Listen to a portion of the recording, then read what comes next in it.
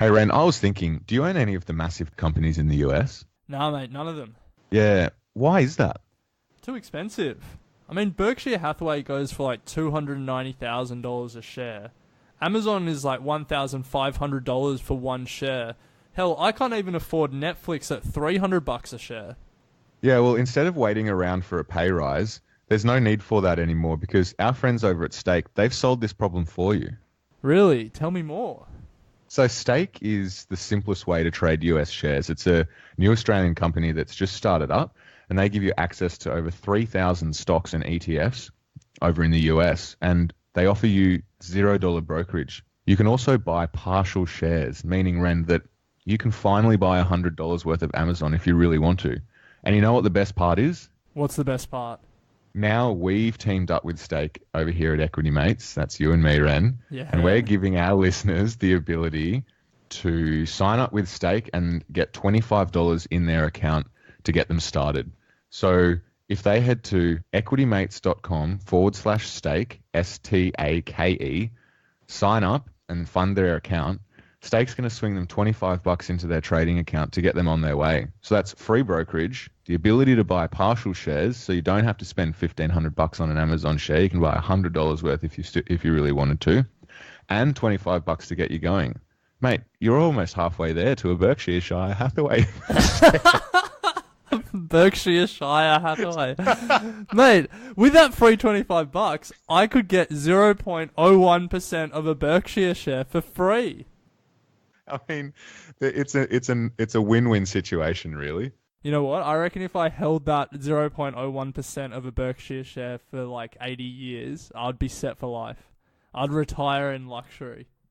Well, get started. Yeah, I'm going to right now. equitymates.com/stake. Stake. STAKE. Equity Line. I will say this about investing. Everything you do learn is cumulative. What I learned at 20 is useful. We're here in the BetaShares offices for our third part in the three-part series that we've done with them, focusing on exchange-traded funds, or ETFs. If you haven't listened to the first two, definitely go back and listen to them as we speak to one of the founders of the company and a very intelligent and insightful man, Elon. He discusses ETF 101s and gives us a bit of background into BetaShares, the company itself. So fantastic two interviews. Go back and listen to them. So this evening we're joined by Adam, who I'll let him give himself an introduction. But today we're going to be talking about three very exciting concepts. We're going to be talking about investing in tomorrow. We're going to look at tech giants, hackers, and environmental sustainability. So three massive industries that, positioned correctly and with a bit of research, these three industries we believe are going to offer some great growth potential. I mean, they already have been, but in terms of investing for the future, these are very exciting space. So based on what we've heard about Adam and some of the content that we've been going through with him, this is going to be a very exciting next 40 minutes or so. So Adam, can you just tell us a bit about yourself and what you do at BetaShares? I guess my title's Manager of Distribution and Capital Markets, but I think what that really means is basically, I think with my role, I talk largely to our broker and IFA intermediary groups on a day-to-day basis. Also do a little bit with retail end clients, talking at a few of the SMS seminars and things like that. Do you just want to give us a brief background into yourself? What did you study? How did you end up in BetaShares? Yeah, so I did law and commerce at university. Decided very early that I definitely didn't want to be a lawyer.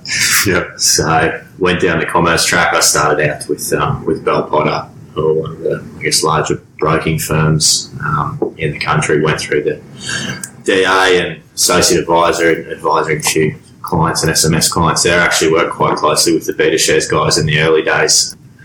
NASDAQ, when it launched, I jumped straight on board. It's was always one of my core portfolio holdings with guys that I was talking to and in my own portfolio. So it's sort of a natural thing that I find quite easy to talk about with clients. And so I guess progressed into this role. And I guess a lot of what I do, as opposed to talking to end clients, is talking to the advisors who advise those clients. And I think Alan probably mentioned, but we're seeing, a big transition in that world away from single stock picking and strictly, broking based to more fee based holistic advice models. And what you've got with ETFs, which is, I think, one of the big advantages, the access to diversification type thing that we're always talking about, is particularly for advisors and their clients, it's allowed them to build a lot more robust portfolios. So very much my role is talking to advisors and communicating ideas to them about how they might be able to use certain ETFs to build out these client portfolios in asset allocations to Australian equities, global equities. I think you're talking about some of the fixed income using things like the short ETFs as a hedge. There's a lot of ways that they can utilise these things to really create a lot more robust portfolios, and say they might have been the 80s, 90s, where a lot of it was just, your large cap equities and small cap equities, and diversification was how many stocks you held. So the first big theme that we want to talk about is technology, which seems particularly relevant for you because you were saying that you jumped on the BetaShares NDQ ETF early in the piece. Yeah. So maybe to start this conversation, why did you jump on it so early? What attracted you to that particular ETF and the NASDAQ as an exchange? Yeah, well, I think if I talk about it that way, it's also talking about how I'm seeing other advisors using it. Okay. Because I think how I was using it is a bit of a roadmap, and I think if you look at the way that we naturally invest in Australia, when I was taking a look at the portfolios that I was looking at, and then when I talk to advisors about the portfolios that they're looking at, you're naturally heavily invested in Australia in our large cap equity market. A lot of Australian investors are invested for income. Yeah, and a lot of offshore investors actually invest in Australia for income. We do have one of the highest dividend yields globally, right? But if you actually take a look at our market, it's very unique from a global standpoint. We have 4 big banks, about 50% weighting to financials. When you broaden that out, you've got a couple of massive miners, some energy companies in there, a few AREC staple securities, 2 supermarkets, and there's your top 20. Pretty much. Yeah. But they have been great stocks for a long time. They definitely showed growth, particularly, the property boom, these sort of residential mortgage lenders, BHP and Rio, they have their ups and downs. They're quite cyclical. But Telstra even performed for a long time for the kind of investors that were in them for a while. But the reason that I guess attracted me to NASDAQ is it's giving you exposure to looking out the windshield and trying to position your portfolio for the future.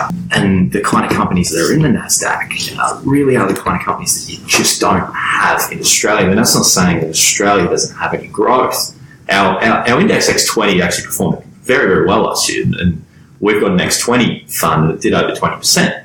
So there's definitely growth here, but I think they're in isolated pockets and they're not really in a diversified way. What I want exposure to is I want exposure to the big companies and the big themes that, if I look down the track, are going to be dominant in the world that I see. We should just say, I don't think we specifically mentioned that the NDQ is what we're discussing is the top 100 companies on the NASDAQ. Yeah. So top 100 companies on the NASDAQ by market cap. So look, you end up with Apple, Amazon, Facebook, Google, the big ones. They tend to decide a lot of the fortune of the index. Really, outside of that, it does actually have a lot of interesting things in it.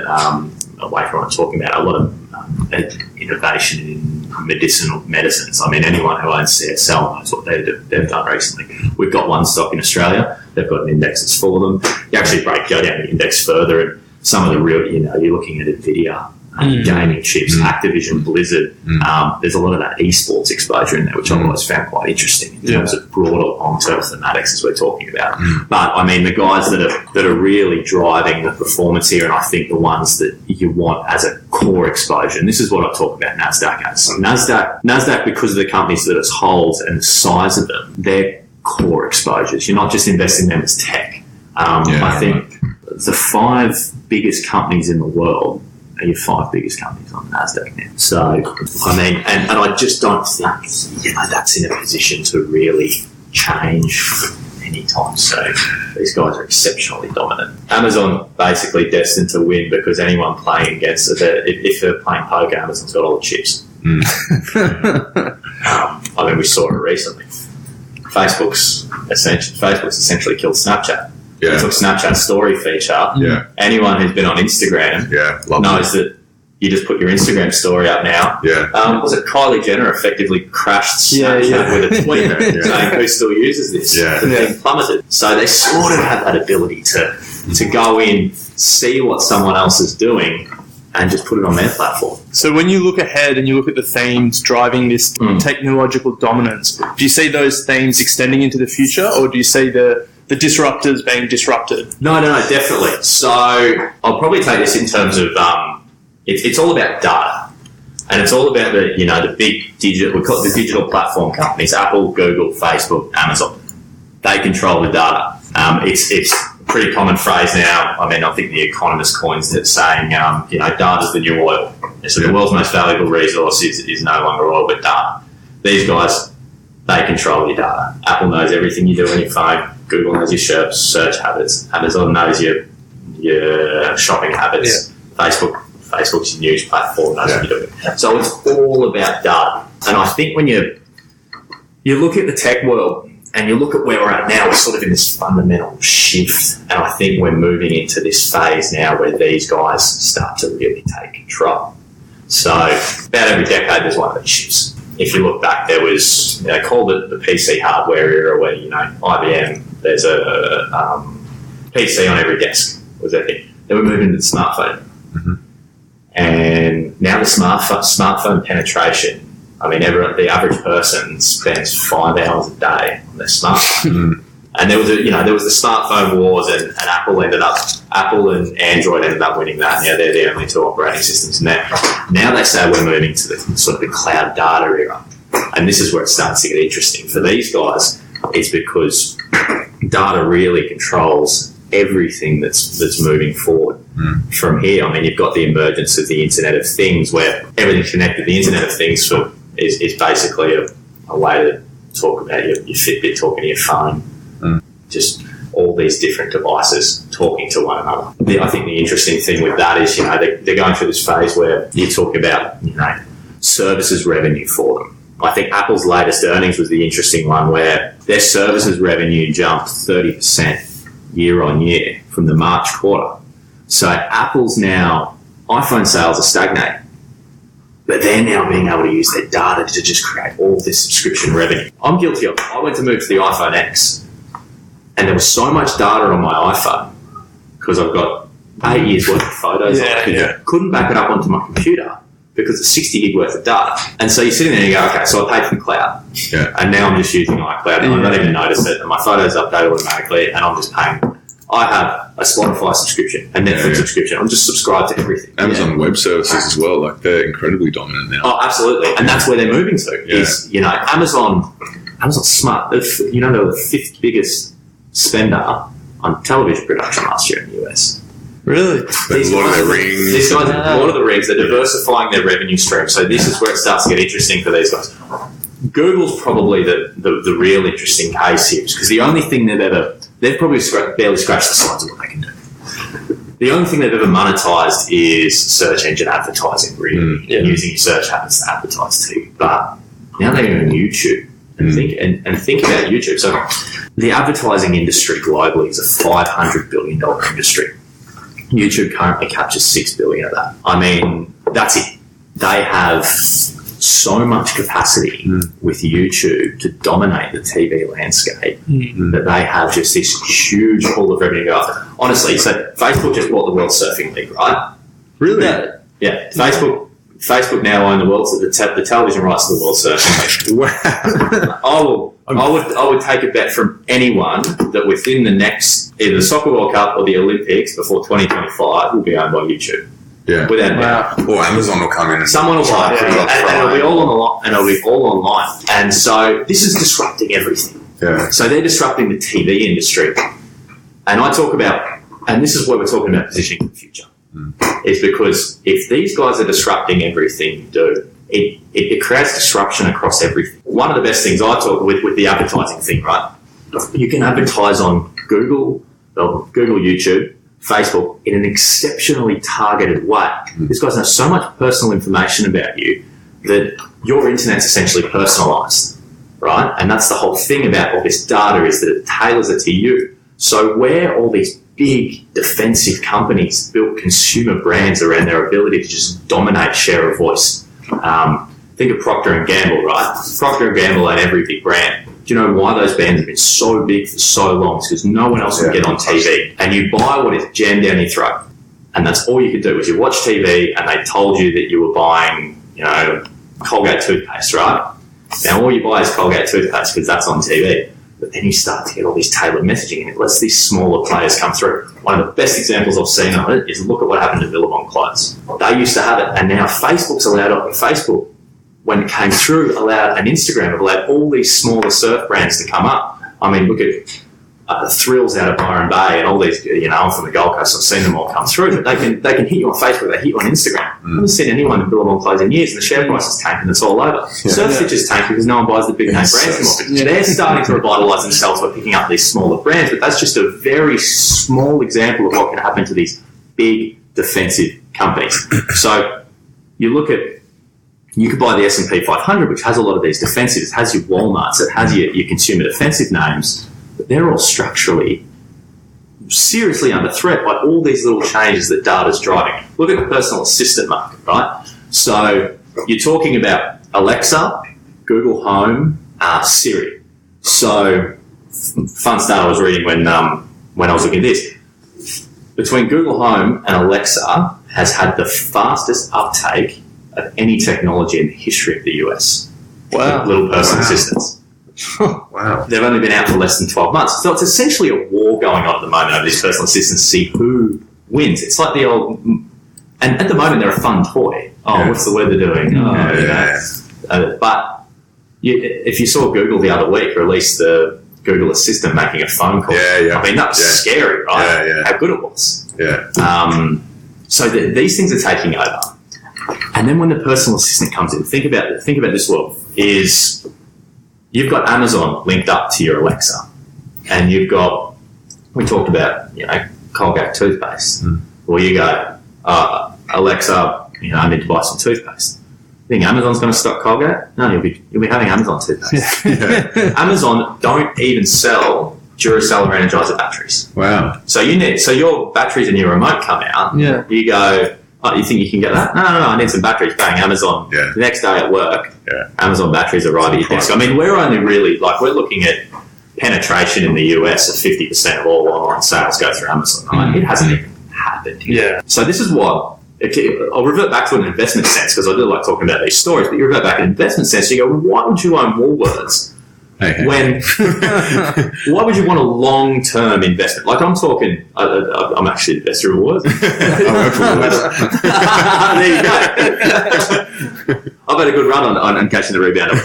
What I was saying is long-term. This is all about long-term positioning. As I said, the three of us sit down and we look at our portfolios and say, we're trying to build these things so that we've got something to retire on, right? In a world where data takes over everything, personal assistants, your phone talks to your assistant, talks to your fridge, talks to your car, and it knows everything about you, and this whole internet is deeply personalised, and your stuff's just auto-filling itself, and Amazon's dropping it at your door, is if Amazon knows everything you're doing, you're just ordering through them. And that's where you end up in a world where your consumer defensives may struggle because they're not able to have the share of voice. You're getting whatever Amazon gives you, and it's just doing it automatically. And you'll just end up tied to it. You won't even think about it, and you'll go about your life because it'll be so easy. Structurally, buy these four stocks because they're just too powerful now, and the world's moving towards where they want it to be. So I guess here's the question that comes out of that. If there are the four that are just so dominant, why would you buy MDQ? Why wouldn't you just buy the four? I mean, MDQ is quite dominant, but the other thing, there's a lot of opportunities for other things that come through. So, NVIDIA's the chips in all these things.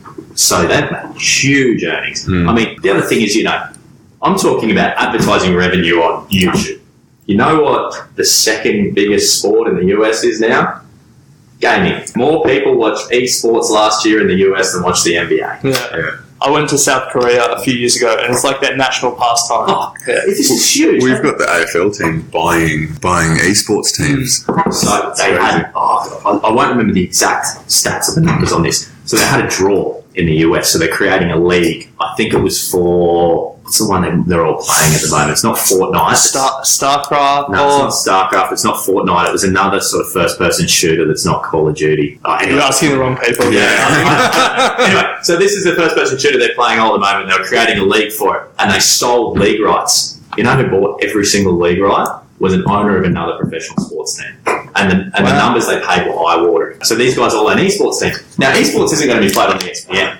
Esports will be played on YouTube. Yeah. YouTube get the advertising revenue from that. But you want to buy NDQ. You got Activision Blizzard in there. You got Nvidia who are doing the gaming chips. You do have a lot of other things. So Expedia's in there, Priceline, you've got TripAdvisor. You've got a lot of these other web companies that, yes, these guys are controlling the data, but they're still directing them to, TripAdvisor's finally been able to monetize their platform. Great platform. I've used it when I've travelled for years. Yeah. Now they're finally able to now they've been able to monetize that in terms of, you're travelling here, put in your dates and we'll find you the best hotel, that sort of thing. The big guys are controlling the data, but where you're actually getting a lot of good growth out of the things that move in on the other end. Yeah. I don't know if you're here for the conversation before where we said we have our sort of hypothetical portfolio for our listeners, but we put NDQ in, I think, almost a year ago as well, wasn't it? Yeah. We bought it at $12, I think, so it's now 16 something. Yeah. It's doing well, but as always, as we said before, everything comes with a risk. And very briefly, because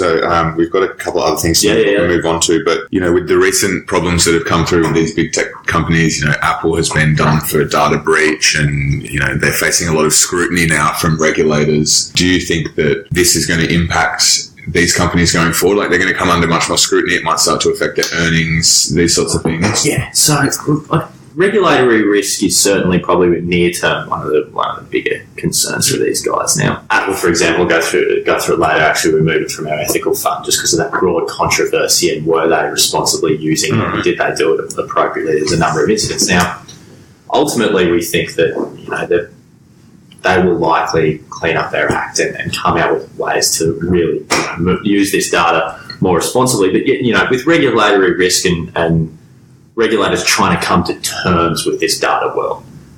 There may be some near-term volatility.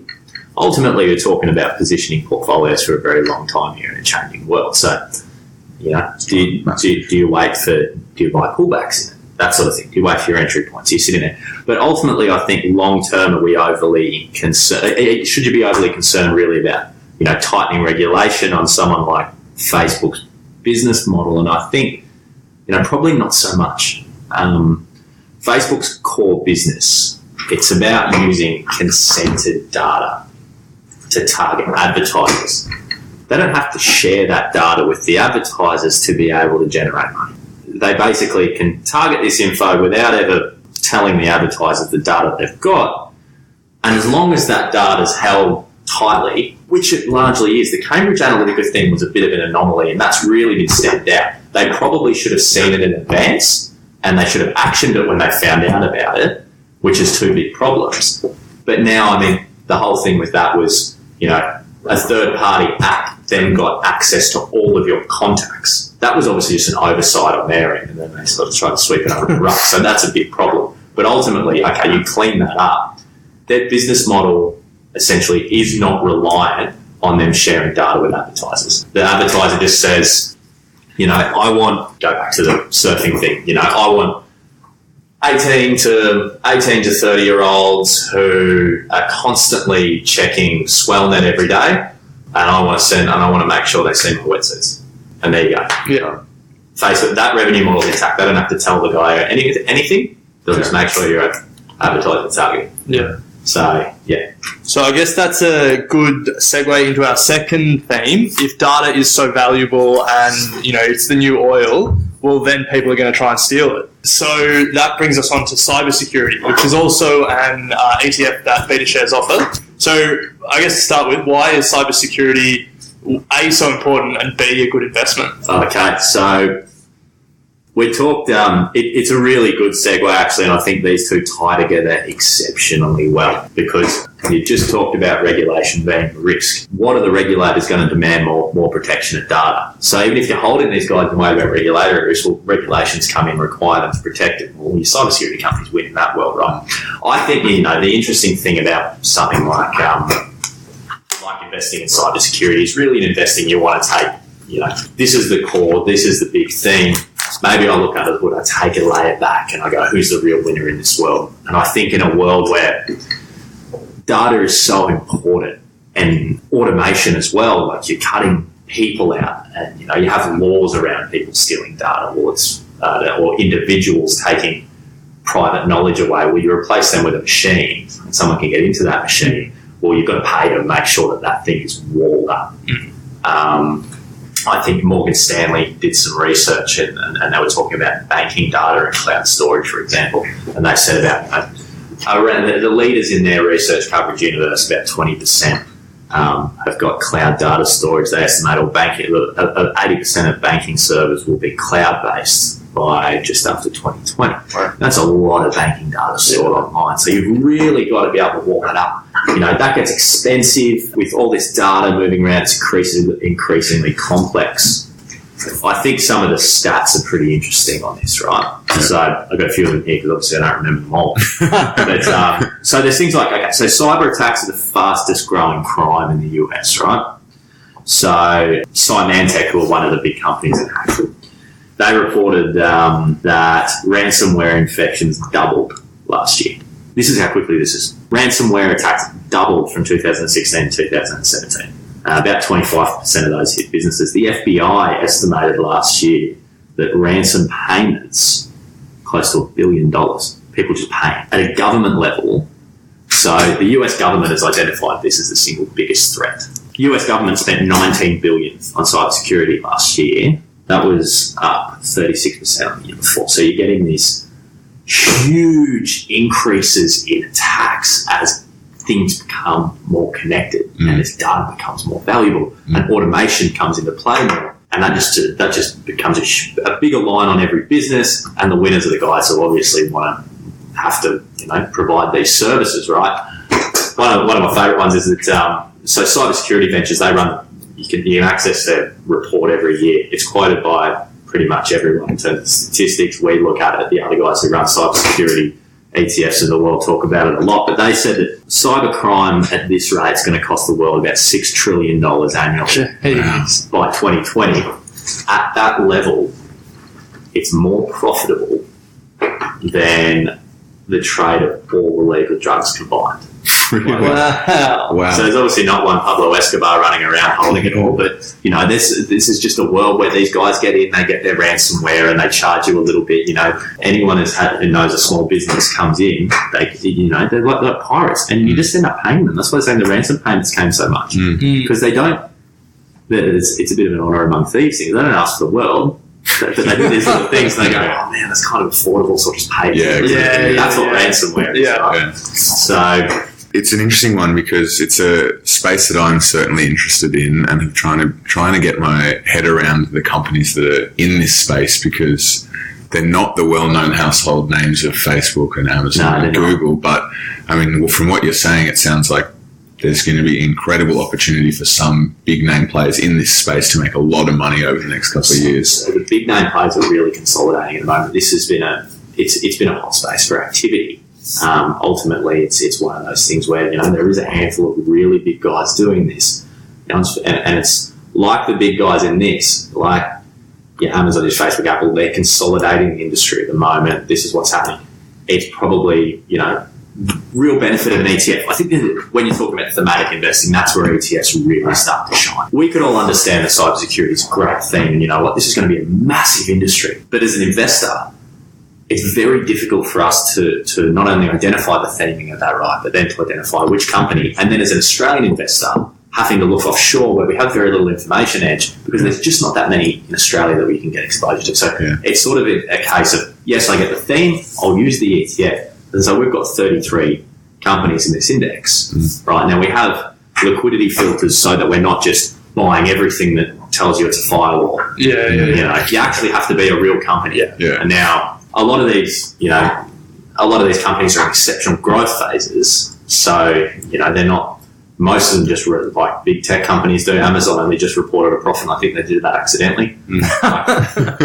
Amazon Web Services just ended up making so much profit. Jeff Bezos has never not reinvested in himself in his whole life. He's probably the greatest manager in our lifetime.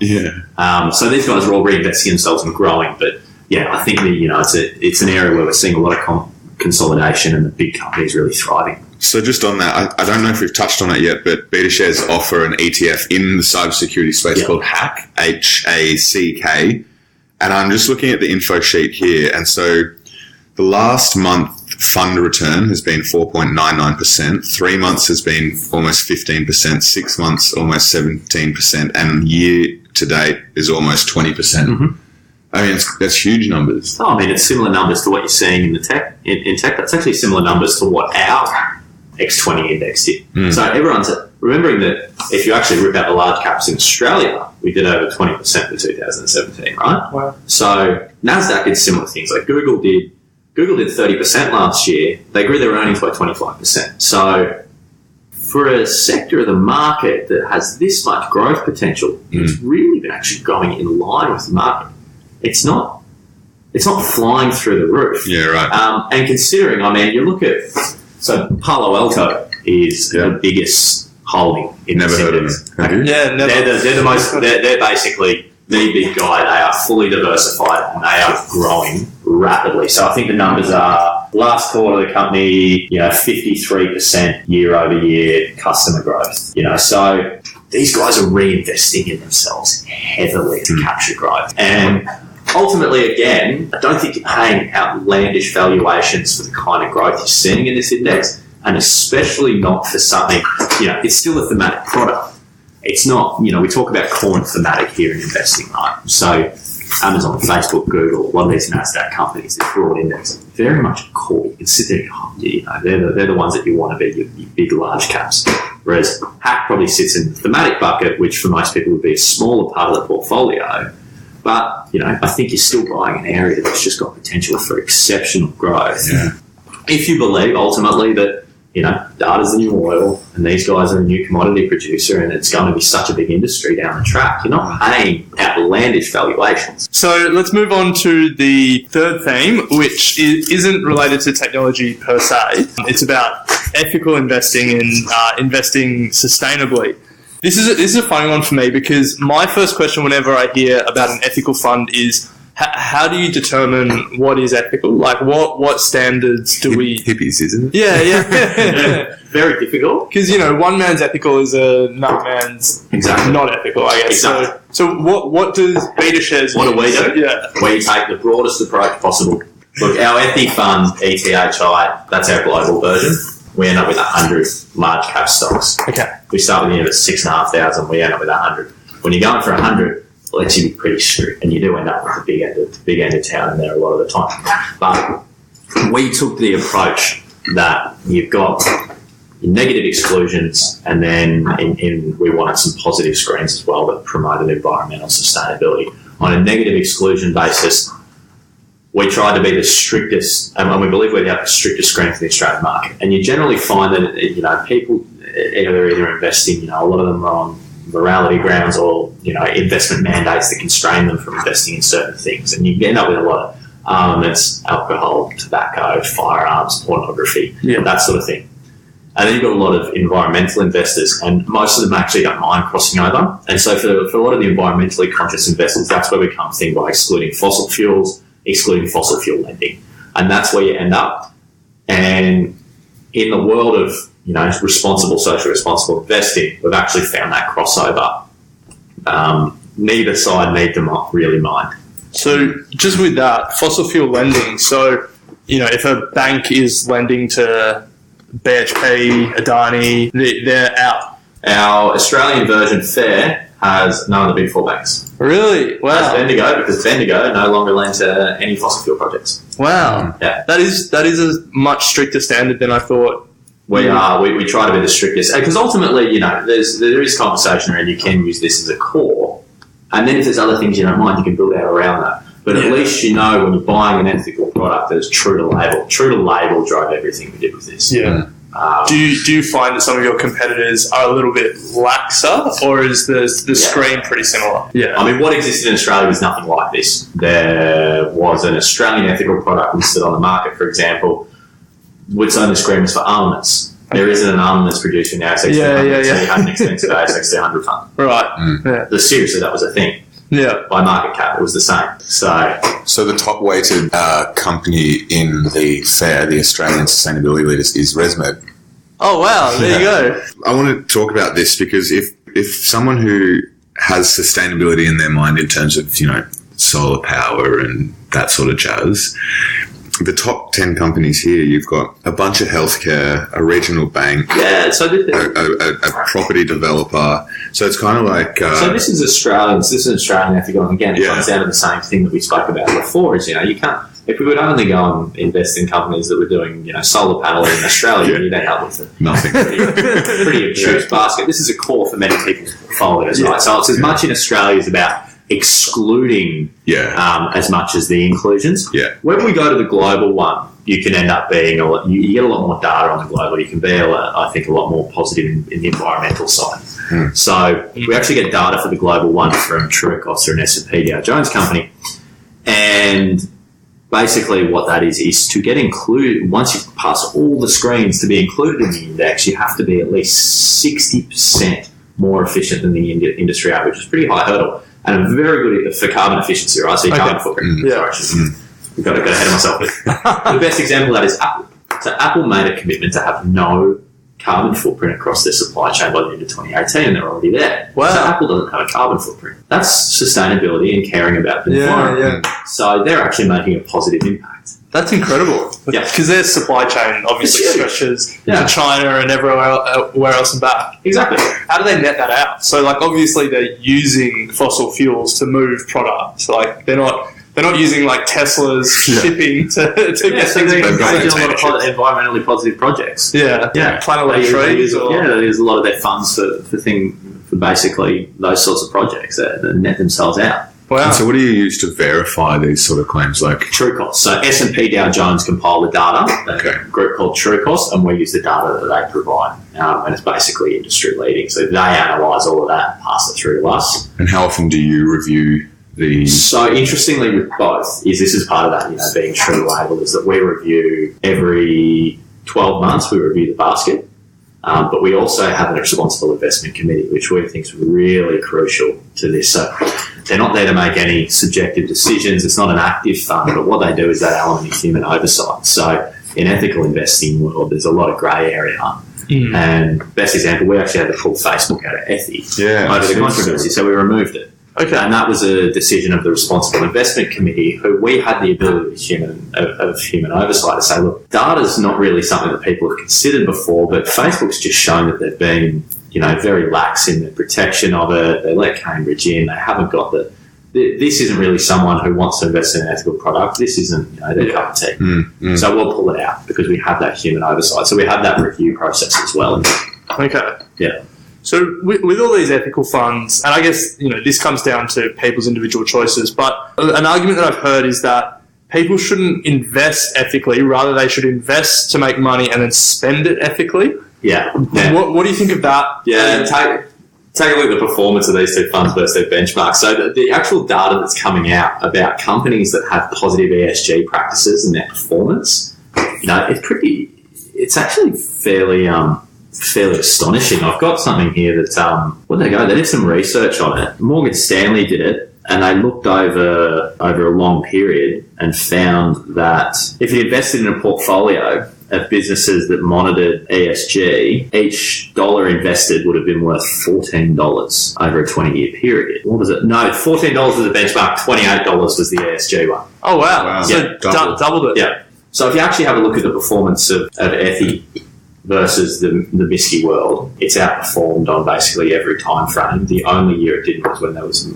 mining rally in 2015. Right, okay. Same thing with FAIR. You end up with a really good diversified mid-cap portfolio in Australia, which isn't necessarily a bad thing. You end up with a lot of exposure to tech and healthcare in Ethy.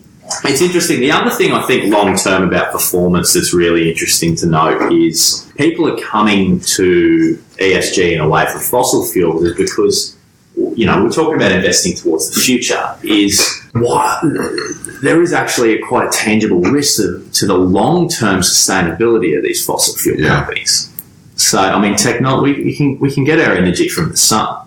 Well, we just haven't worked out. The technology will find a way. Yeah. So the terminal value in these companies, it's not particularly great. Yeah. So, I mean, I think a real interesting one.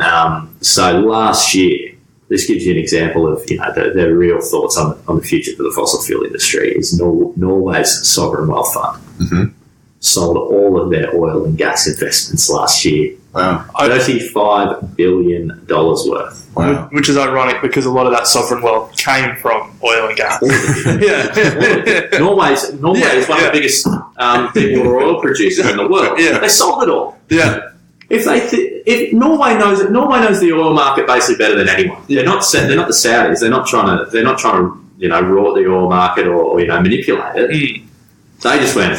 They obviously think that there may not be the brightest future in oil. If the Norwegians who have intimate knowledge of it sold it all down. So there is probably a investment argument that investing away from fossil fuels, which could be structurally challenged, isn't necessarily bad for performance anyway. The intrinsic thought is, I'm investing ethically, I'm sacrificing performance. Well, by the time you run these screens over it, in a world where technology is really driving everything, and it's not the old coal-powered, fossil fuel world where oil drives everything. Yeah. I think we'll wrap up there, Adam. Yeah. I just want to go back over a bit what we discussed. So we looked at technology, which was NDQ. So this can be found bought on the ASX. Yep. NDQ follows the index of the NASDAQ top 100 companies. So you Facebook's, Amazon, all that sort of stuff. And then we discussed cybersecurity. And that was exciting. Massive potential there. Yeah, I've actually got an interesting one because I sort of went through it. And I've got a good example that people quite like. So this will show you the scale of what can be done in hacking at the moment. So this was a recent one that Darktrace used, and they didn't tell you who it was. So we talked about the Internet of Things. That's where a casino in the US a few months ago got hacked through the thermometer on the fish tank. What? In their lobby. What? So you're joking. Because all of these things. So this shows. So it's the whole thing. The more things that get connected, the more you've got to secure. And everyone's worked out that you can get in. We've got this. We'll hook that up. That's great. They can get in through that. Yeah. So they got in through the thermometer in the fish tank, got into the main, and took the data for every high roller in the casino. You're joking. Wow. So that was Hack, HACK, yeah, an ETF that you guys run. Again, you buy through the ASX. And then we looked at sustainability, and you've got Global Sustainability Leaders ETF, which is ETHI, ETHI, and it's that's a global one. And then you've got an Australian Sustainability Leaders ETF, and it's FAIR, FAIR. Yep. Both, again, found on the ASX, traded like normal stocks. And again, very interesting concepts and industries that are future-driven, I think. I think you've given us a lot to think about. Yeah, I'd just like to talk about a bit of, what we're seeing in the world and, the reasons I think why these can form parts of portfolios, particularly for, guys like ourselves and guys and girls like ourselves who are looking to, build our own super funds to last, hopefully 30, 40 years. Yeah, absolutely. Well, thanks for your time, Adam. It was very interesting. Really enjoyed it. Cheers, guys. Thanks for coming in. Thank you. Hello, mates of Equity Mates. Or I guess that just makes you equity mates.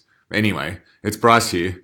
One of the most frequently asked questions we get is, where do we find information about all these stocks and where's a good place to start? Now, we could do a whole episode on this, and we often do touch on it, but the best place to start is by signing up to our Thought Starters weekly email. Each week, we send you some cool stuff that has caught our eye during the week, as well as some more detailed articles on stocks and invested-relating content. We also include Basics 101. These are articles tailored specifically for beginners to really propel you on your way. We don't spam you. We hate spam. It's once a week, and there's enough stuff in there to occupy you for a full day of browsing at work. Now, Ren puts a lot of effort into finding quality articles for you guys, so if anything, just sign up so he feels the love. Head to equitymates.com and chuck in your email at the bottom of the page. Equity Mates and the people appearing in this program may have positions in the companies mentioned. This is general advice only. Please speak to a financial professional to understand how it may pertain to your individual situation.